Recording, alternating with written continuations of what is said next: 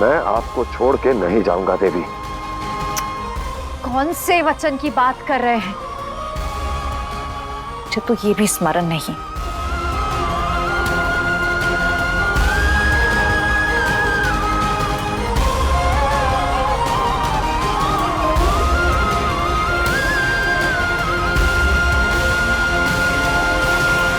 महादेव, आप मुझे अवसर दें, मैं अभी इस द्वार को खोलता हूं।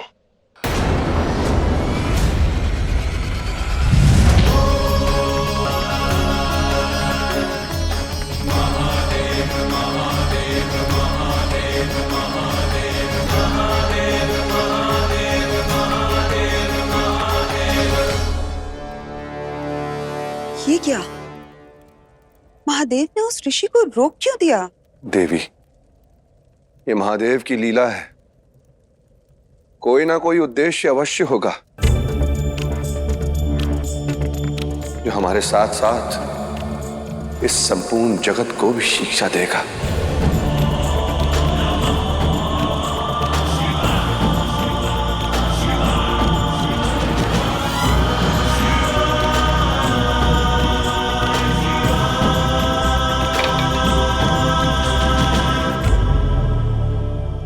ऋषिवर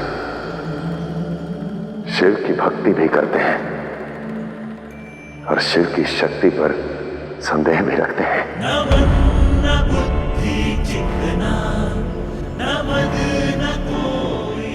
इतनी शक्ति, इतना सामर्थ्य तो मैं भी रहता हूं कि इस द्वार को खोलकर कुटिया के भीतर चला जाऊं।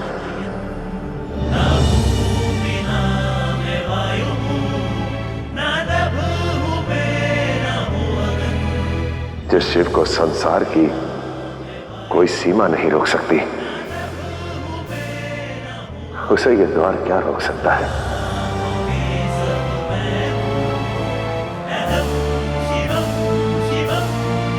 परंतु मैंने ऐसा नहीं किया, क्योंकि हर संबंध का अपना व्याकरण होता है, अपनी गरिमा होती है, सीमा होती है।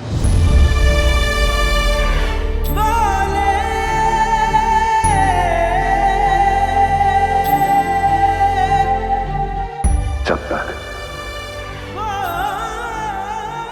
ये आदि शक्ति थी, मैं देवों का देव, आपका महादेव था, ये संपूर्ण संसार का शिव था। परंतु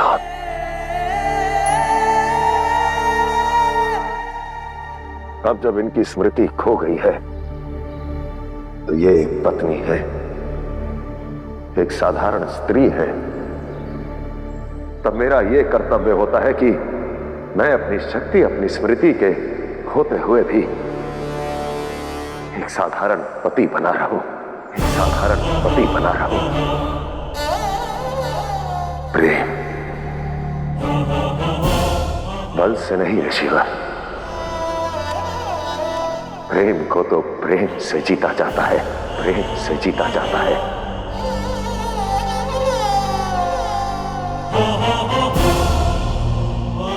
यह शस्त्र प्रेम को काट देगा,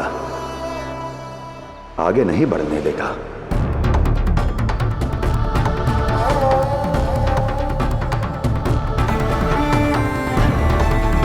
क्योंकि हिंसा केवल क्षति पहुंचाती है, प्रेम नहीं संजोती। और वैसे भी शिव शक्ति के संबंध की नींव केवल प्रेम पर ही तो टिकी है ऋषिवर, केवल प्रेम पर ही तो टिकी है ऋषिवर। और प्रेम में बल के लिए कोई स्थान नहीं।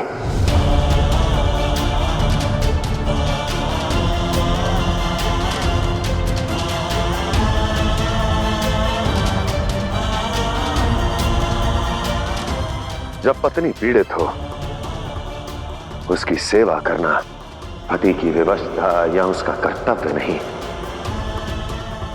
पति का प्रेम होता है।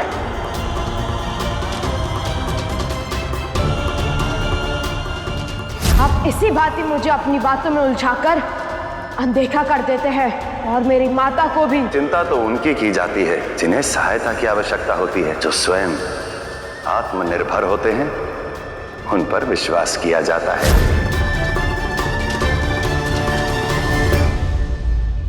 आप धन्य हैं महादेव। ऐसे पवित्र भाव केवल महादेव के हृदय से ही उत्पन्न हो सकते हैं। मेरी भूल के लिए मुझे क्षमा करें प्रभु।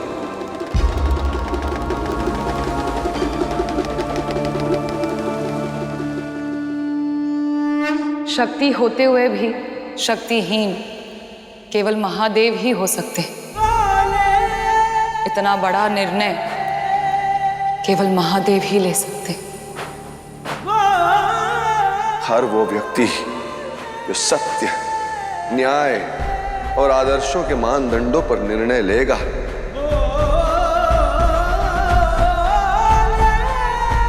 उसका निर्णय महादेव की ही भांति होगा। महादेव केवल त्रिदेवों का अंग ही नहीं, जीवन जीने का ढंग भी है। सत्य, न्याय और आदर्शों के पद चिन्ह भी है। कदाचित महादेव के आदर्श ही उनके मार्ग का कांटा बन रहे हैं। न जाने अब वो स्मृतिहीन देवी पार्वती को कैसे मना पाएंगे।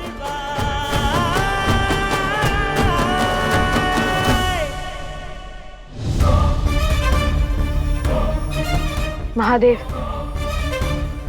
माता अपनी स्मृति खो चुकी है और समय की मांग आदर्श नहीं युक्ति है।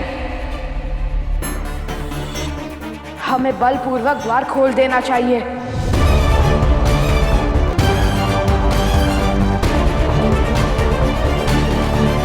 कार्तिकेय, अभी तुम बालक हो।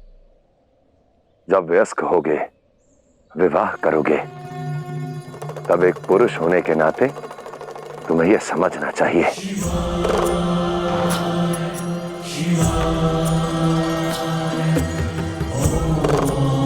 ये स्थिति चाहे कैसी भी क्यों ना हो,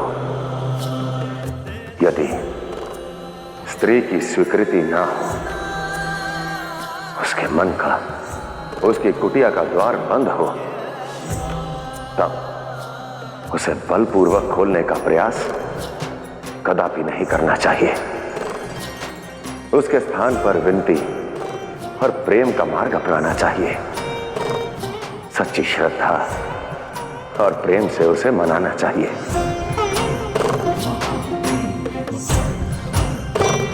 ये ना केवल एक नारी के प्रति प्रेम की पराकाष्ठा है, बल्कि संबंधों की मर्यादा भी है।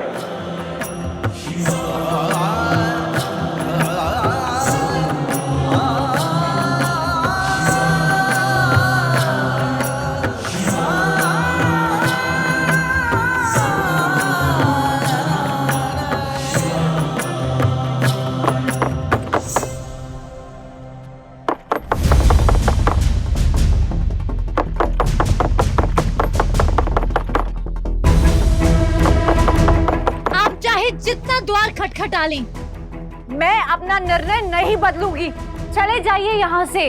अपना बल व्यर्थ मत कीजिए। बल नहीं देवी, आग्रह कर रहा हूं।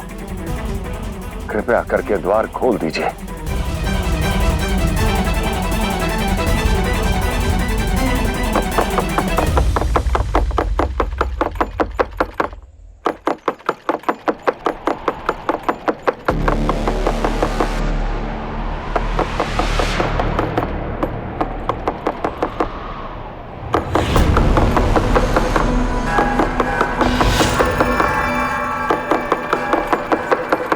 ये कैसी ध्वनि है?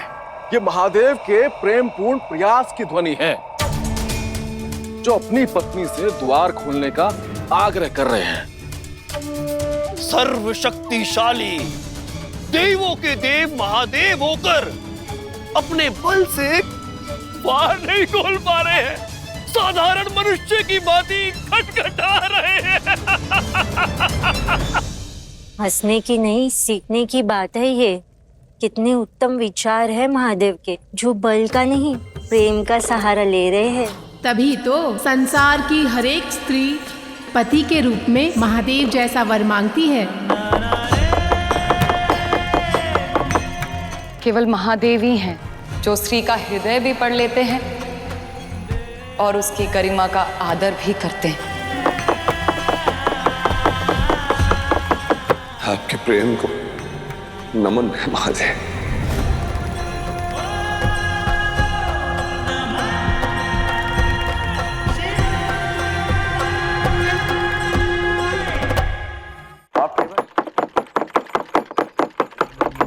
आप चले क्यों नहीं जाते?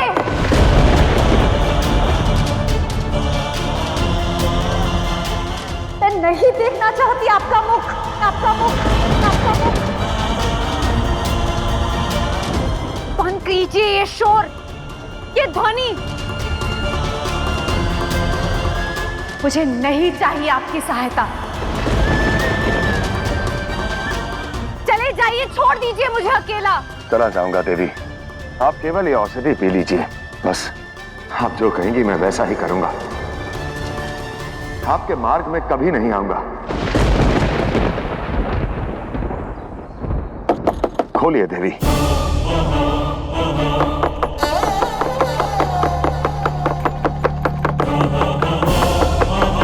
ठीक है,